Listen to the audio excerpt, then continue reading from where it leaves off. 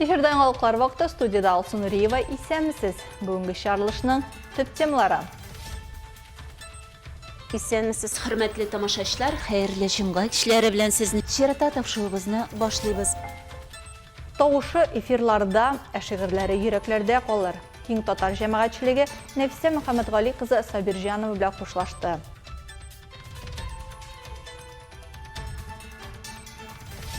Йолаларда шулар күтәрелде. Монда инде хәлне күргән югы моңа хәтле.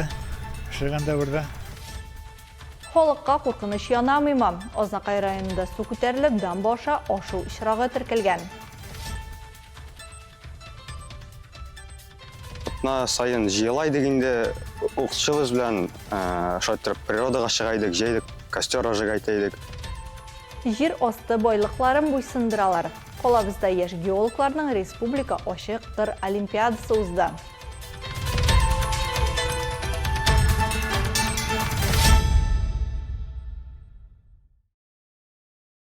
Бүген киң татар җәмәгатьчелеге Татарстан Республикасының атказанган мәдәният хезмәткәре, шагыйрә, тележурналист, сценарист, режиссер, Әлмәт һәм Татарстанның милли мәдәниятен саклап калуга зур өлеш керткән Нәфисә Мөхәммәдгали кызы Сабирҗанова белән хушлашты.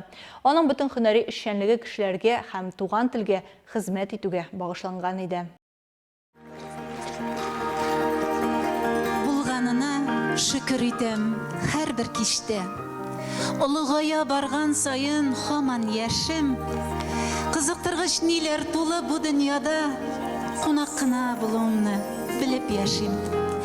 Нәфисә Мөхәммәдгали кызы Сабирҗанова Актаныш районы Шәрип авылында туып үсә. Тәләкәй урта мәктәбен тәмамлагач, Алабуга дәүләт педагогия институтының физика-математика факультетында белем ала. 13 ел Алабуга, Әлмәт районнарында төгәл фәннәр укыта. 2001 елдан аны язмышы Луч телекомпаниясе белән бәйли. Шул вакыттан аның журналистикада һәм мәдәнияттә киң кырлы таланты ачыла. Исәнмесез, хөрмәтле тамашачылар, хәерле җомга кичләре белән сезне чирата тапшыруыбызны башлыйбыз. 30 елдан артык эфирга чыгып килгән җомга тапшыруының соңгы 20 елдан артык өлеше Саҗидә Сөләйманова, Рафаэль Төхвәтуллин исемендәге премияләр лауреаты шагыйрә Нәфисә Сабирҗанова авторлыгында үтелгән. Клара апа, иҗат барамы? Барагынамыз күкереп бара. Кине мин ничә шигырь язганымны сона бетерә алмыйм.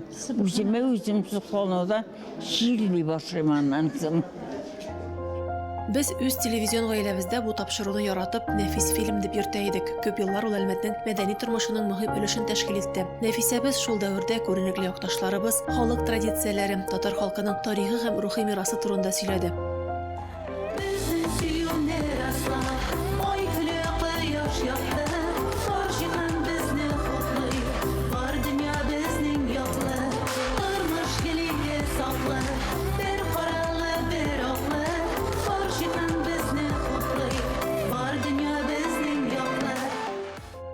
Аның иҗатында шигърият аерым урын алып торды. Аның ихлас хисләр, туган җиргә мәхәббәт белән тулы шигырьләре укучыларның һәм тыңлаучыларның йөрәкләрендә яңгыраш тапты. Күбесе Татарстанның әйдә баручы башкаручылары репертуарына кергән танылган җырларга әверелде. Нәфисә Мөхәммәдгали кызы күп санлы мәдәни чараларның, документаль фильмнарның һәм халык бәйрәмнәренең талантлы сценаристы һәм режиссеры булды. Күп еллар милли традицияләрне саклау һәм популярлаштыру өстендә эшләде. Дәрәҗәле әдәби һәм журналистика премияләре лауреаты Татарстан Республикасы журналистлар берлеге һәм язучылар берлеге әгъзасы, хезмәте өчен ул Татарстан Республикасының атказанган мәдәният хезмәткәре дигән мактаулы исемгә лаек булды. Нәфисә Мөхәммәдгали кызы турында якты истәлек хезмәттәшләре, дуслары, укучылары, тамашачылары һәм аны белгән, талантын хөрмәт иткән һәркемнең йөрәгендә мәңге сакланыр. Нәфисә апа килен булып төшеп төпләнгән Шарлама авылы зиратында җирләнде.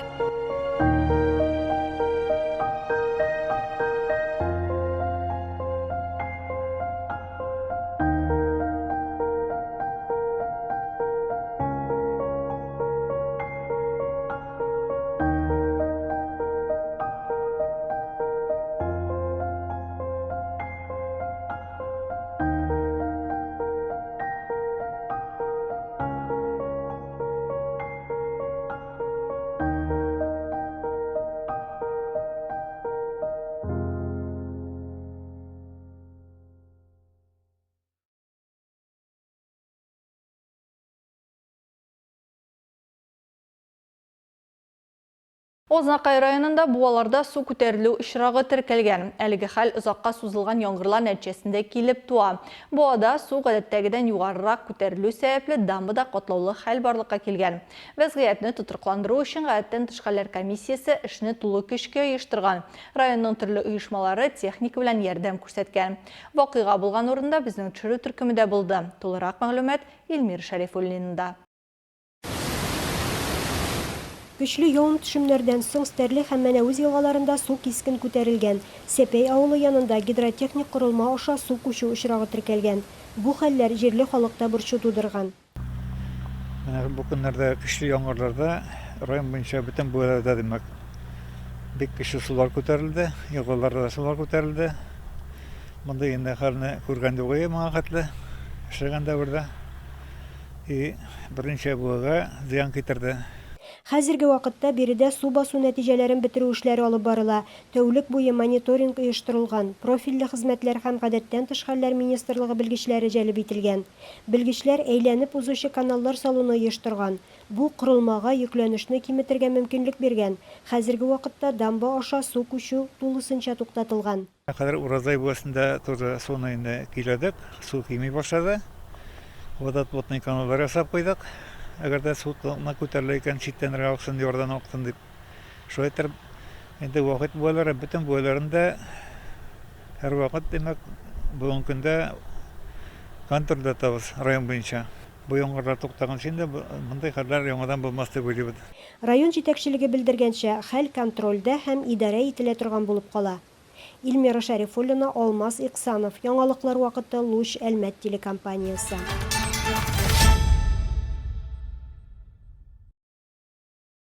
Геологик маршрут төзеделәр, борынгы организмнарның изләрен эзләделәр һәм тукымнарның үзлекләрен өйрәнделәр.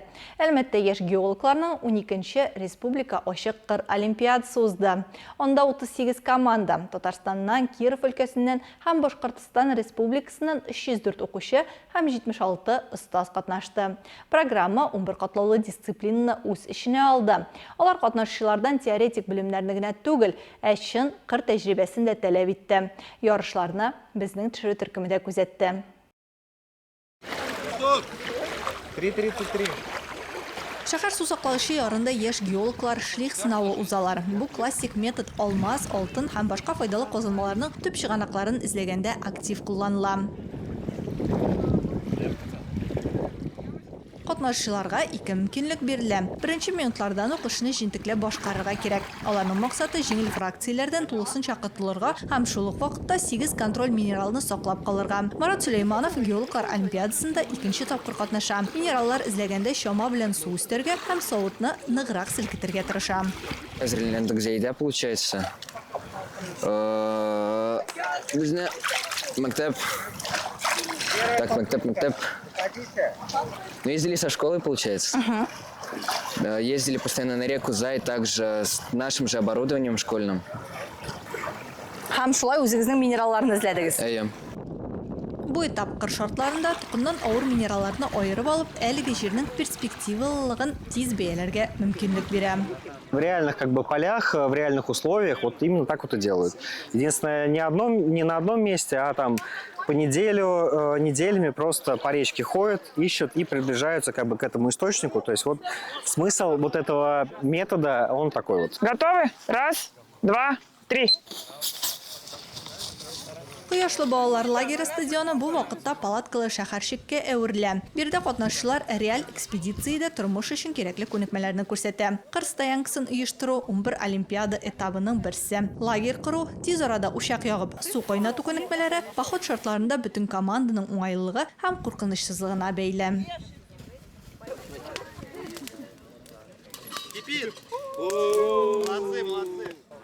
Кыр шартларында вак-төякләр булмый ди оештыручылар. Палаткалар урнаштырганда алар стеналарның тигезлегенә, казыкларның дөрес беркетелүенә һәм барлык детальләрнең дөрес саклануына игътибар итә.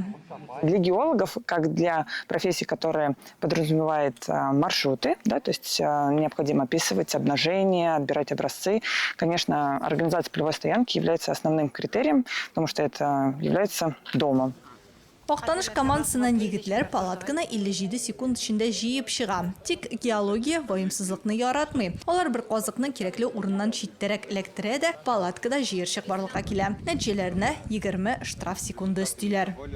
Олимпиадаға ничек әзерләндек, біз күндә атна сайын җыелайдык инде, укытучыбыз белән шайтырып природаға чыгайдык, җәйдек, костер ажыгайтайдык. Аннары бүгенге результат белән канагать. Яшь геологларның 12-нче республика ачык кыр олимпиадасында җиңүчеләрен барлык сынаулар нәтиҗәләре буенча билгеләделәр. Команда беренчелегендә бронзага Лениногорскидан Юнгел командасы лаек була. Икенче урында Казаннан Ферсман командасы. Казанның 179-нчы гимназиясеннән координаты төркеме абсолют җиңүче исеменә лаек булды.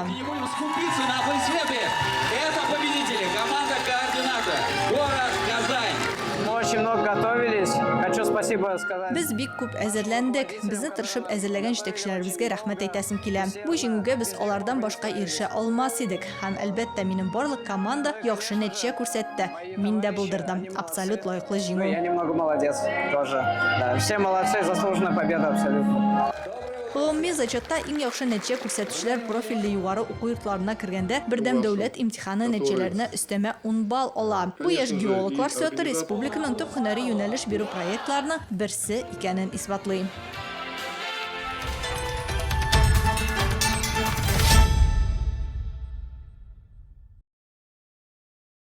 Бөгелмә районы башлыгы формаль булмаган шартларда бердәм дәүләт имтиханында 100 балл җыя алган мәктәп тәмамлаучылар белән шашты. Дамир Фәттахов аларны уңышлары белән котлады һәм акчалата сертификатлар тапшырды. Алар барысы да Бөгелмә горурлыгы һәм алар 14-тәү. Бөгелмә районы башлыгына кунакка төрле фәннәр буенча бердәм дәүләт имтиханы буенча 100 һәм 200 балл җыйган чыгарылыш сыйныф укучылары килгән. Бу химия, физика, рус теле һәм әдәбияты фәннәре буенча алдынгылар. Сезнең белән күрешергә теләгән идем. Педагоглар да булсын дидем. Чөнки нигез бер елда гына салынмаган. Булар барысы да педагоглар эше. Бөгелмә мондый нәтиҗәләрне беренче ел гына күрсәтми. Бөгелмә мәгарифе безнең республика брендына әйләнде инде ул. Яхшы нәтиҗәләр нигезендә балалар илнең төрле югары уку йортларына укырга керергә җыена. Мәскәү, Санкт-Петербург, Казанга, кемдер медицина институтына, кемдер нефть тармагына, кемдер инженер белгечлеген, кемдер фән юлын сайлаган. Богдан Уваров химиядан 100 балл җыючы. С 9 класса увлечения, сдавал УГ. Төп дәүләт имтиханын тапшырдым. Бу фәнне яхшы аңладым һәм шуңа да дәвам итәргә булдым. КФУга керергә телим, фундаменталь гамәли химия буенча. Аннары фармацевтикага яки фәнгә керергә планлаштырам. Рус теленнән миндә 91, физикадан 96, математикадан 88 һәм химиядан 100 балл. Самира Хәсәнова исә авыл хуҗалыгы юнәлешен сайлап алган. Моңа аның әбисенең авылда булган хуҗалыгы тоткан маллары ярдәм итә. Шуңа күрә биология буенча бердәм дәүләт имтиханын тапшырган. Я сдавала ЕГЭ по русскому языку, профильный математика. Рус теле, математика һәм биология буенча бердәм дәүләт имтиханы тапшырдым. Биология 73, математика 84 һәм рус теленнән 100 балл миндә. Санкт-Петербургка ветеринария эшенә укырга керергә телим һәм аграр университетны да карыйм әлегә. Барлык 100 балл җыючыларда шәһәр мэрыннан котлаулар алдылар. Балаларга акчалата сертификатлар тапшырылды. 200 баллыларга 40 мең, 100 баллыларга 20 мең сум акча. Дамир Фәттахов белем алгач, яшь бөгелмәлеләр туган шәһәрләрен үстерергә кайтсын өчен элемтәдә торырга һәм барысына да ярдәм пулы сузарга вәгъдә итте. Айсылу Миннибаева, Ямьяхин, яңалыклар вакыты, Луч Әлмәт телекомпаниясе.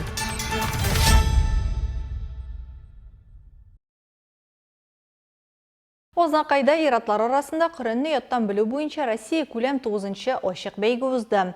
Чара Татарстан мөфтияте, Ознакай мөхтәсибәте һәм хакимияте тарафыннан оештырылган. Анда катнашчылар 3 номинациядә көч сынашты.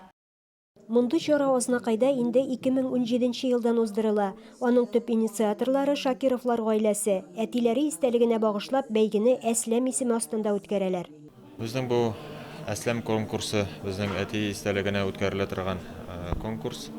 Бу конкурс гомумән безнең барлык мөселманнар, Татарстан мөселманнары исеменнән ул безнең районыбызга бәрәкәт арттыра.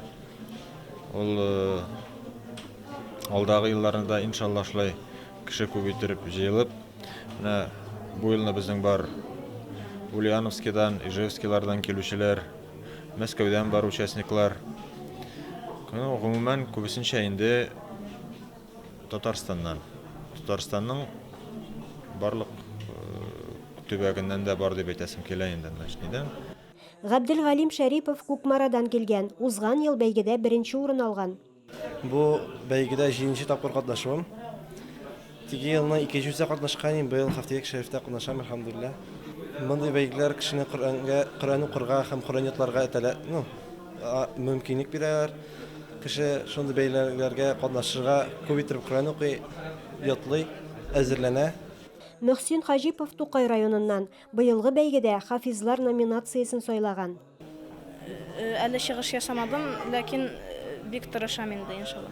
Без гаиләбез белән, әлхәмдүлилләх, мусламаннар, без дини гыйлемләр белән шөгыльләнәбез һәм без дини гыйлем белән үстек, әлхәмдүлилләх, мусламан итеп туганнан ук, әлхәмдүлилләх, Коръән ятлап үстек. Бәйгедә катнашучыларны жюри яттан белү дәрәҗәсенә, тавышына һәм дөрес укуына карап бәяләде. Бәйге иртәнге сәгать 8-дә башланып, көн дәвамында узды. Оештыручылар сүзләренә караганда, бәйгедә катнашучылар елдан-ел арта. Быелгысында барысы 80 кеше гариза биргән. Соңыннан ул кечкенә һәм өлкә катнашучыга аерым номинациядә бүләкләрдә тапшырылачак. Илмира Шәрифуллина, Алмаз Иксанов. Яңалыклар вакыты, Луч, Әлмәт телекомпаниясы.